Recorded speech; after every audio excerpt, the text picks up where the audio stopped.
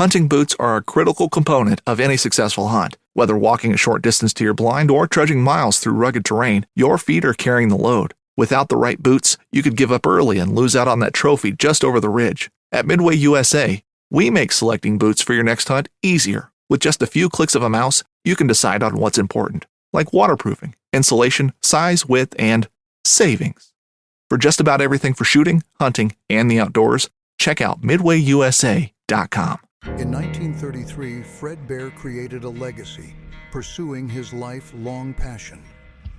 Fred's mission was to ensure archery remains accessible to everyone. Here at Bear Archery, we promise to never forget the principles our brands were founded on. From the youngest archer to the oldest, we strive to build bows that give you the best shooting experience. Visit beararchery.com to discover more.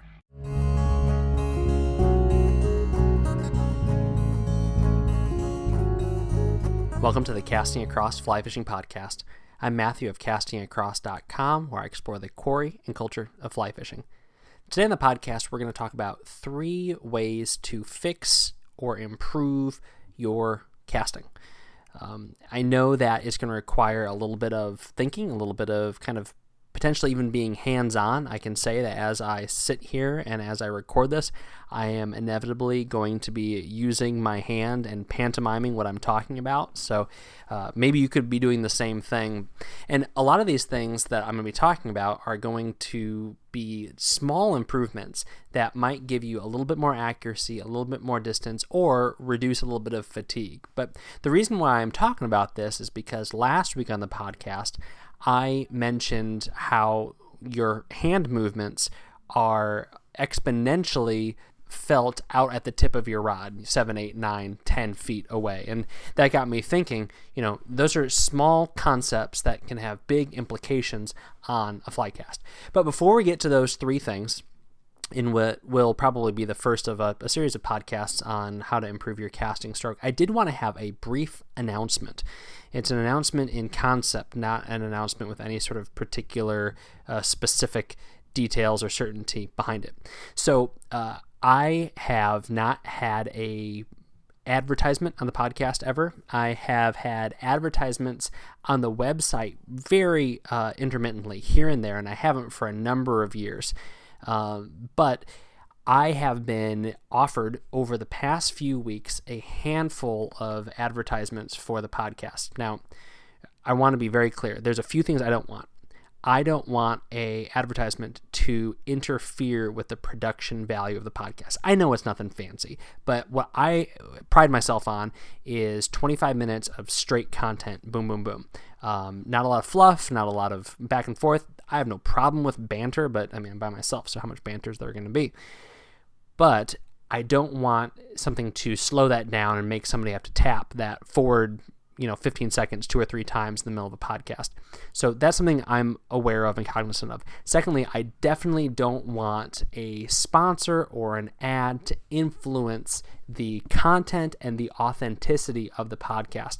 So I will not recommend something that I don't use. I will not change what I say over the course of the podcast based upon a product. So like right now, I've got my tying stuff right in front of me, and I have some EP fibers. If for some reason I were to be sponsored by EP fibers, which I don't anticipate that Enrico has any interest in that, I wouldn't have a podcast talking about fly tying materials where I would say, oh yeah, you definitely need to get EP fibers. I mean, you definitely don't want to use bucktail. You don't want to use any other brand. I mean, that's the kind of thing that I want to avoid. But I am entertaining the idea of adding a couple of advertisements to the podcast for exposure, for potential income, and just because it's something that doesn't necessarily rub me the wrong way, so I figure why not. But you know what? I'm always interested in hearing people's opinions. If you say, you know what, that's going to ruin it. Well, I mean, I can appreciate that, and I'm willing to hear that. Or if someone says, yeah, go for it. I mean, you do this for free, week in, week out, you might as well get something for it. Then I'm willing to hear that too. But I just wanted to put that out there at the beginning of this podcast because it's something that I'm not taking lightly. I am thinking about, and I'm considering the implications of it for the podcast and for Casting Across. But anyway, we'll see. It's an ongoing saga. All right, back to the content of the podcast. 3 things that you can do to improve your casting, your stroke, or maybe even reduce fatigue. And the first one really goes back to what I said before in last week's podcast on how to fight a fish. Always be cognizant of what your hand is doing, because what your hand is doing is going to impact what your rod tip is doing at a much greater degree. So you could do this if you have a pencil. You don't even need a fly rod to do this. If you have a pencil and hold it in your hand, you move your hand 1/4 of an inch. Now that pencil, only 6 or 8 inches from the top of your hand, as you move your hand 1/4 of an inch, that pencil moves an inch. So that pencil being 8 to 10 inches long, now multiply that by a factor of 10, and think about how long your fly rod is going to travel on an arc on the tip of that fly rod as you move your hand the matter of inches. And what that means is that your line is going to be going somewhere as you do that. This is why fly casting is all about control. It's about line control, but line control starts with body control. And that means your hand, that means your elbow, that means your shoulder, and even little things like your hips, because everything that moves is going to translate into that rod tip moving. And this, conceptually think about it this way. As that rod tip moves outside of a simple arc, energy is required to get that fly line following that rod tip and then moving in the loops that you want it to create to go at distance or at accuracy. So at the most basic kind of principled level, your accuracy and your distance are going to depend on energy and direction. And you throw a lot of monkey wrenches in the works if your energy is reduced because your fly line is not traveling on that perfect arc with your rod tip, or you're going to have to be implementing a lot more energy to compensate for all of that extra distance that your line and rod tip travel if they are going to be moving off of that arc as well. So the straightest and fastest way between 2 points is a straight line, and the same is said for a fly cast. Of course, an incredibly tight, straight cast is going to feel very, very rigid, and we're talking about degrees. So most of your small stream casting, this isn't going to be a huge deal because you're only throwing your line 20 to 30 feet. But when you get on the salt and you're casting all day at 60 to 80 feet, that really starts to add up, and you're going to be getting a lot more fatigue if you're forcing that line and that rod tip to move along a much wider arc, going back and forth, introducing a lot of variability into that cast. Consequently, when you're on a bigger river or you're trying to cast a dry fly with a lot of precision, you're going to experience the exact same thing. You're going to lose some accuracy, and if you're doing that all day, you're also going to get some fatigue. So here's one of the simplest ways to do that. Look at your rod when you're casting. This is going to be felt a lot more when you are casting a heavier rod with a larger reel. One of the quickest fixes for this is to not allow your wrist to open up. So if you think about a fly cast as you're like punching, so you're moving your fist and your elbow forward and backward. Think about how you would punch, let's just say a punching bag. Let's not introduce a person's face into this equation if we don't have to. How are you going to punch a punching bag? It's with your fist. It's with between the knuckle that is on your hand and that first knuckle of your fingers. That is the most efficient way and the safest way to throw a punch. You want that to be what is presented to the water as you make your forward cast. As you go back into your back cast, you don't want to open that up significantly. It's going to happen a little bit because, again, you're not a robot, you're not on a hinge, but you don't want it to open it up so much that now your palm and the tips of your fingers are facing where you want to cast. Now, I understand that might be the most natural motion for us as we're casting. So punching fist forward, and then as we back cast, we open up and we pivot at the shoulder and elbow and the wrist to move back. You think about swinging a baseball bat or even something like a tennis racket, and that is how you move when you go to employ one of those pieces of sporting equipment. That might even be the case if you are casting like a spinning rod, where you go back and you can go back kind of at an arc, where you open your fist and your hand up to what's in front of you. If you are casting, again, a heavier rod with a big reel, this means that the face of that reel goes from being parallel with you to being perpendicular to you. And that is what you want to avoid, because when you do that, your fly rod, particularly the tip of it, is going to be opening up significantly, and it's going to be moving that line not at a loop just frontwards and backwards, but also side to side.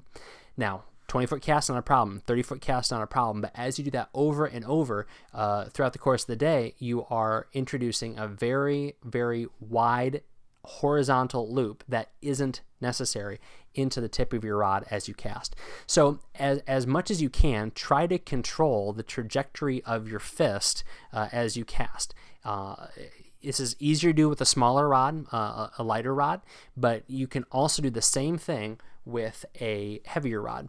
And one of the ways you can compensate for this, and again, I'm doing this as I'm pantomiming and talking, is that you can actually move your hips side to side. You can move your opposite shoulder away from your cast as you go into your back cast. And I find this is actually pretty simple to do if you're engaging in a double haul. So you make your forward cast, fist forward, and as you pull back both with your line hand, so for my purposes, my left hand, and my rod hand, my right hand, my left shoulder and my left hand are moving to my left, whereas my right fist and my right hand and arm are moving backwards. As opposed to if I keep my shoulders and my hips in line and still, if I move to the side with my line hand and my left shoulder, I open up a little bit more space for my rod hand to move backwards. Hopefully that makes sense. This is the kind of content that I think will be fun for a YouTube channel as I get more technologically advanced. But all I had to say is just be cognizant of your fist and your reel face. If it is moving 90 degrees as you make a simple cast, you're doing too much and you're introducing too many variables into your cast, and you're limiting your efficiency and your effectiveness as you're making the cast. All right, that's the first one. A lot of time spent on that, but that was something I've been thinking about. It's something that I've been focusing on as I've been casting in the saltwater, really being very deliberate to make that straight forward and backward cast. And I find that it makes not just a better shoulder and wrist situation at the end of a long day casting into the surf, but it gives me distance, and it might shoot my line a lot better if I'm going perfectly straight backwards and forwards, and I find that I have a lot more accuracy. So hopefully that helps you as well. The second thing is your thumb, the thumb on your casting hand. And this is something that works for freshwater, for saltwater, for 3 weights, for 12 weights, whatever it may be. Make sure you're using that thumb, especially as you make your presentation. So it matters as you're false casting, which you should only be doing maybe 2 times before you actually make that presentation cast. But when you go to lay that line down, when you're going to shoot that line, again, going back to a double haul or even just a simple little haul to give yourself a little bit more distance, to put that fly out there a little bit further and that line out there a little bit straighter, applying significant downward pressure with that thumb is going to give you a lot of energy. Again, if you give that little bit of thump on the end of your cast, so you make your back cast, and as you make your forward cast, that is primarily being made by your shoulder and your elbow moving forward in that nice straight plane. And then as you get kind of right in front of you, to the point where your rod is maybe a forearm's length in front of your body, and you begin to drop your wrist and your elbow ever so slightly to make that presentation and to allow that loop to unfold right above you, but out in front of you as far as your cast is. If you apply pressure with the thumb on your rod hand against that cork, what that's going to do is give that extra little bit of oomph in your cast to unroll that line and make that presentation. It'll also shoot line out if you have a lot of line out. It might not seem like a lot, but doing that with your thumb does a couple of things. First of all, you're not using your thumb for anything else other than just bracing your rod on that forward cast. It is not where the power is coming from. The power is coming from the forward motion that you've initiated with your shoulder and your elbow. And really, I know you're not supposed to cast with your wrist, but as you begin to drop that cast down and make that presentation, your wrist does play an important part, but the bulk of the effort is being used by kind of the palm of your hand on your thumb side, and then also it is being held with your pinky, your ring, and your middle finger. Your thumb is really freed up to apply that little extra bit of pressure, especially as you are about to unroll your line and shoot out that last few feet. You do that, and it will take a little bit of focus and deliberate motion, but you do that and you will see a difference. Now, again, this is not great radio, but this is the kind of thing that you can start to play around with as you're casting while you're fishing or as you're practicing, and applying that thumb pressure really from the pad of your thumb, not so much with the kind of the ball of your hand. That's going to be already engaged and making that forward motion. But using the pad of your thumb on your casting hand to apply a little bit of extra effort right as that line begins to unfold and as it's shooting out there, that last maybe, 10-15% of your cast, and you will notice a difference. All right, so the first thing is being cognizant of how your fist looks as you are making that cast, where it's putting your reel. Is it keeping your rod tip on a relatively consistent plane as you make your cast? Second thing is your thumb. What is your thumb doing as you are making your presentation? Third's a little bit more abstract, but hear me out. Don't be afraid to choke up. Choke up on your fly rod. So we all know what it means to choke up on a baseball bat. If you're swinging a baseball bat, I guess we all don't know that, but if you've played baseball, you know what it means to choke up on a baseball bat. You move your hands from the bottom of the grip up a little bit, and now what you have is a lot more control over a shorter length of baseball bat. Now, this is as natural with a fly rod, but you can do sort of the same thing. And why would you want to do this? Why would you want to take your 9-foot fly rod and hold it a foot above the grip? Now, this is not the kind of thing you do all the time. This is not the kind of approach that you should take when you have wide open water in front of you. But if you've ever needed to cast under a branch, if you've ever needed to cast under a bridge, if you've ever needed to cast into a culvert, not cast above these things and allow your line to drift down into them, but if you ever need to cast to those things and you can't employ a low sidearm cast, which is generally speaking a great way to be able to make these casts, is to be able to drop your arm low and really throw out everything I've talked about up until this point, but drop your arm low and make a very low sidearm cast so that your line is only a few feet over the water.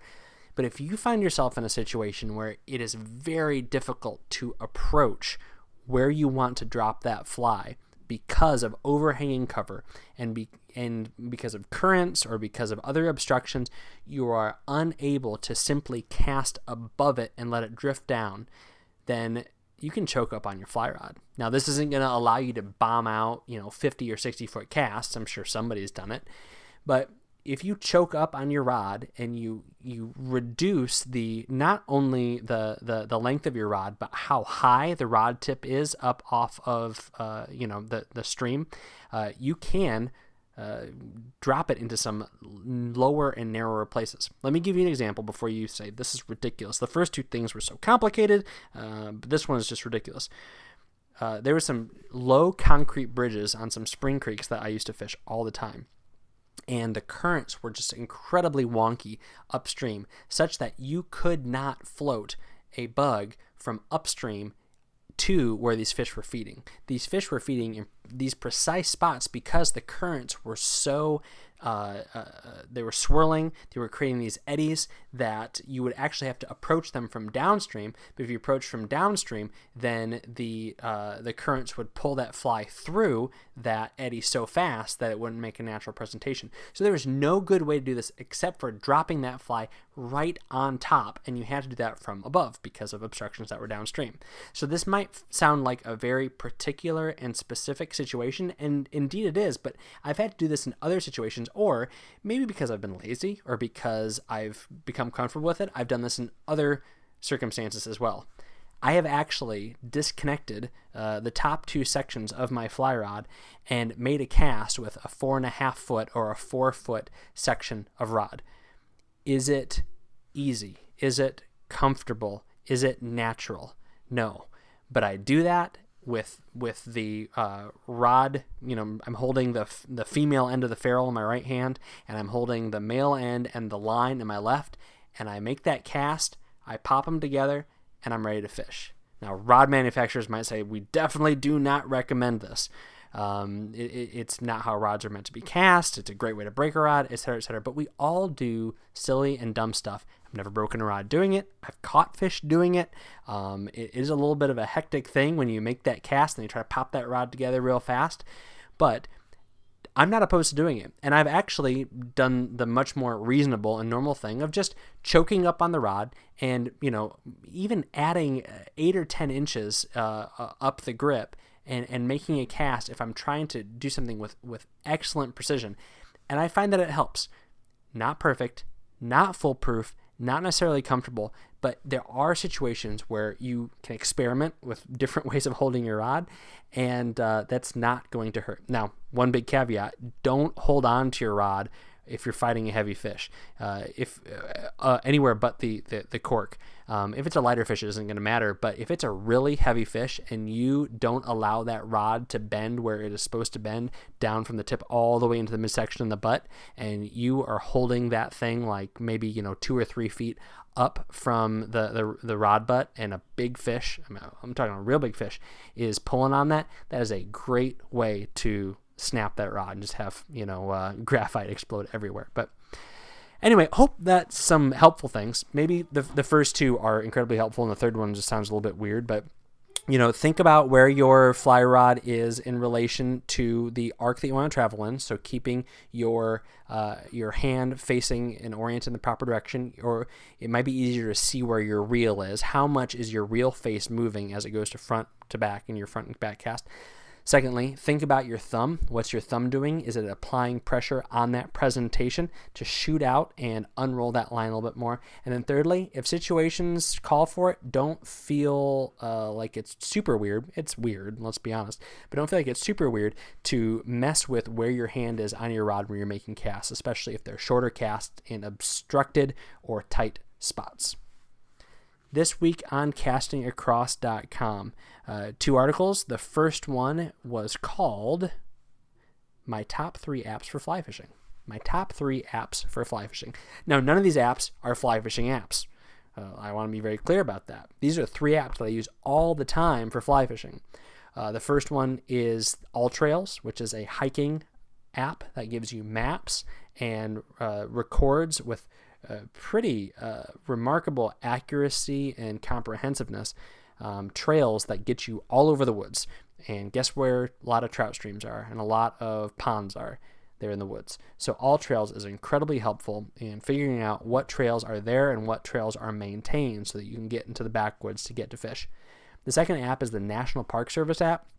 This app is so much fun to browse. I'm going to come back to it later here.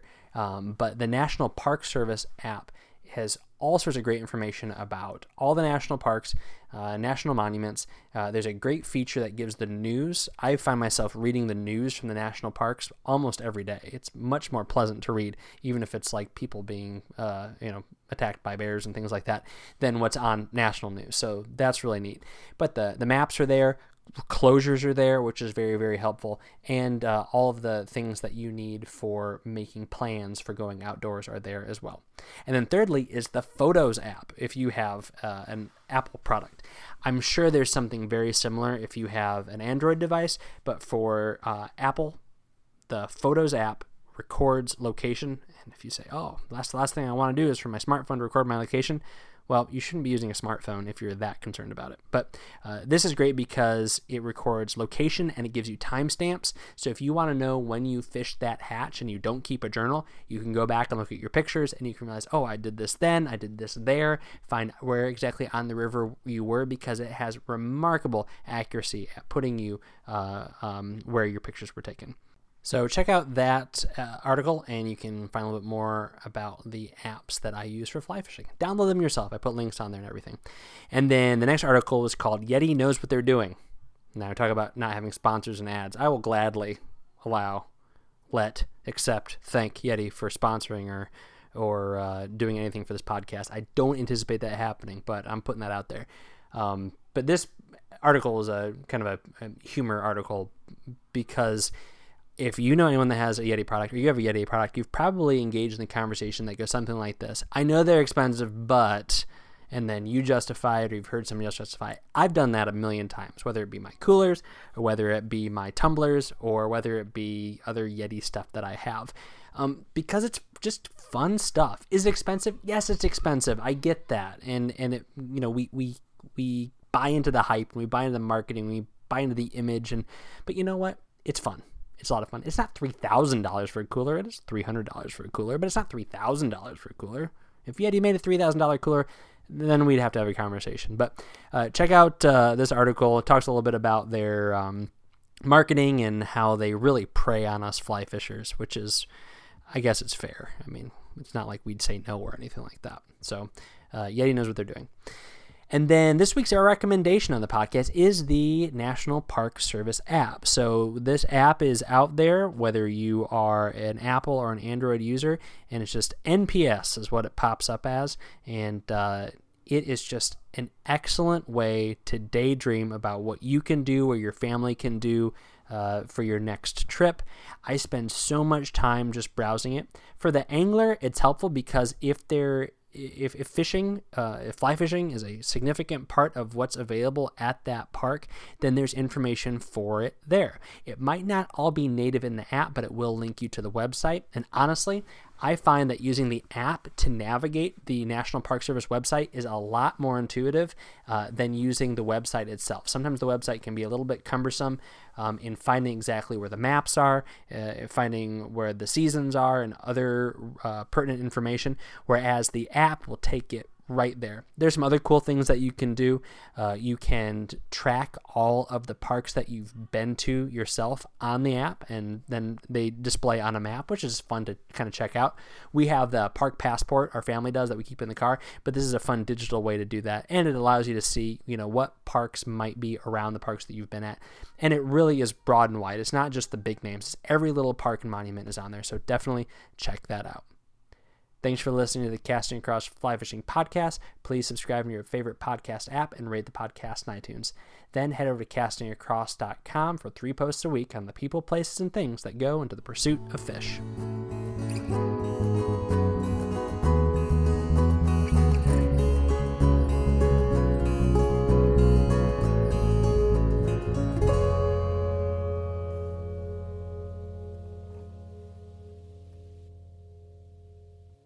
In Wild Country, rules were not created by man. Don't miss Wild Country, Wednesdays from 7 to 11 p.m. Eastern.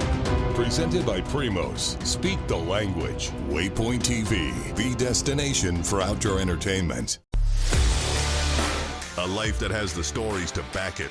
A life to be proud of. It's a Winchester life. Yeah, baby. 6'8" Western. Oh, mule deer, baby, right there. Tune in every Tuesday at 7 p.m. Eastern on Waypoint TV.